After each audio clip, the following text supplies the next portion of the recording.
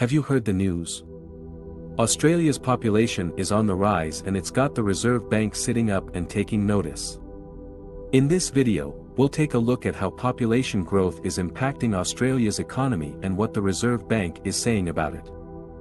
First off, let's look at why Australia's population is increasing so quickly. It's largely due to an influx of international students and working holidaymakers due to COVID-related border restrictions being lifted, along with a decrease in people departing the country. This has caused increased demand for housing, pushing up rents and bolstering the job market. In turn, this could have unexpected effects on the economy, potentially adding to inflationary pressures. As Marion Kohler, head of economic analysis at the Reserve Bank of Australia said, "We will also be carefully monitoring how the competing forces affecting both consumer spending and the labor market are playing out, and how the easing in cost pressures coming from global supply chains translates into domestic prices." In response to this population surge, the RBA has made a surprising move and raised its cash rate for the 11th time since last May. Governor Philip Lowe cited the increase in housing prices as one of the main reasons for the hike.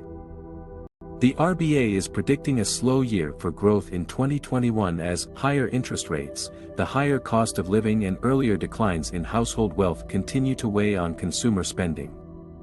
However, there's still the puzzle of why retail prices have doubled during the pandemic even though wholesale prices have been falling. This has been seen in audio and visual equipment, where retail prices haven't gone down even as wholesale prices have dropped significantly. Marion Kohler says the decline in wholesale prices hasn't been reflected in retail prices yet, though they should eventually come down. Despite this, the RBA expects consumer price inflation to decline further in 2023. Labor market tightness and demand for services are keeping domestic inflationary pressures high, however. Still, supply-side disruptions from the pandemic are still having an effect on prices and should push them down in the coming years, depending on any other external shocks.